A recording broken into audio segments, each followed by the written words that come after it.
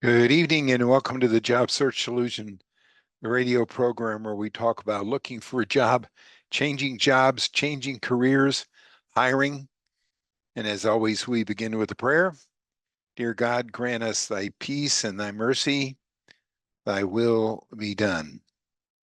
And as we do every Wednesday evening in a few minutes, Rich Savinski is going to be with us talking about consultants in the workplace.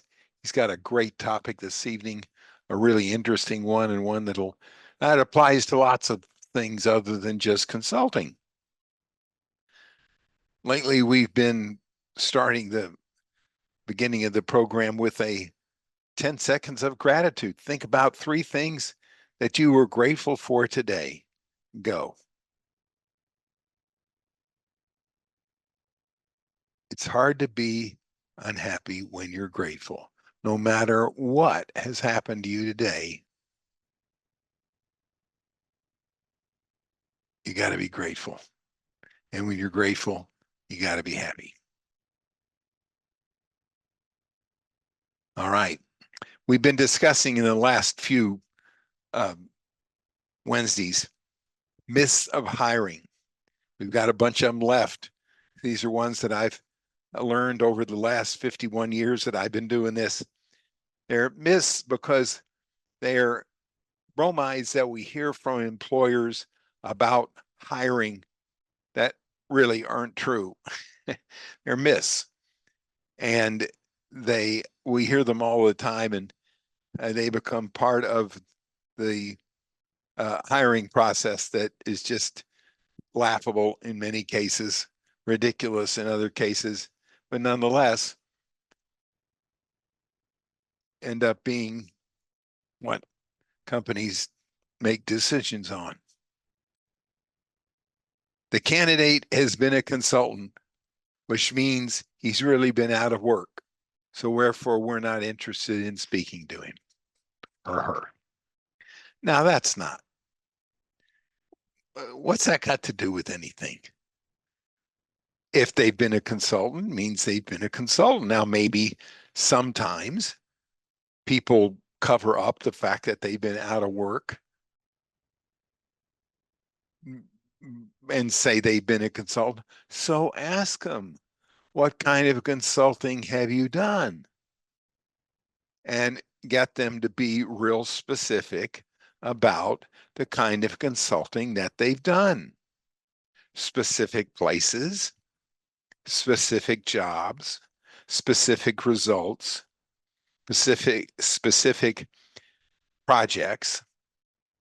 If you're a candidate, especially, we definitely recommend that if you've been a consultant, that you list the people that you've been a consultant for, the jobs that you've done, the results that you have proven, the results that you've produced. Yeah, it may take up some space, but you better be able to produce results. If you produce results, then it's valid that you've been a consultant. If you just say, I've been a consultant, and don't tell people what kind of consulting you've done, who you've consulted with. I had a candidate not too long ago said, well, that's proprietary information. Yeah, right. You're looking for a job. You need to tell people what you've been doing. What are you going to tell people? People that I've been working for is proprietary information? No. So if you've been a consultant, I had one candidate that actually produced the contracts that he had with people and the reports that he provided at the end of each consulting gig. Some of the consulting gigs were only 2 weeks long.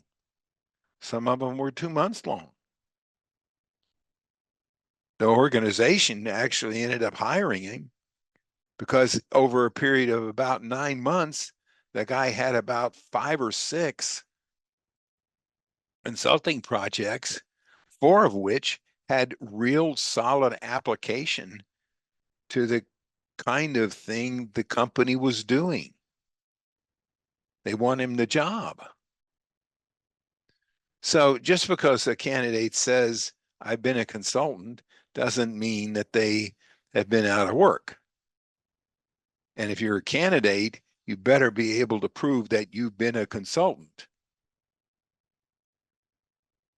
If you've been out of work and you use that excuse, it's going to wind up proving that you've been out of work.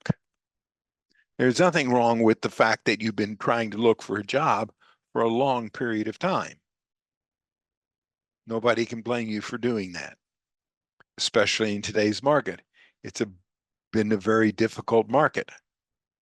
And this is an aside, but you say something along the line of, I've had a very difficult time finding a job.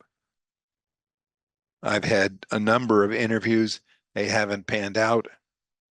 It's been very difficult. Everybody knows it's a difficult market.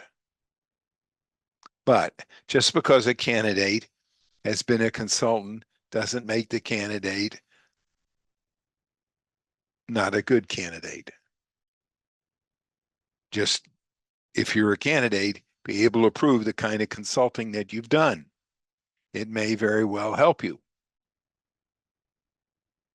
And you might as well communicate the idea that being a consultant really isn't as much long-term gratifying as a long-term position.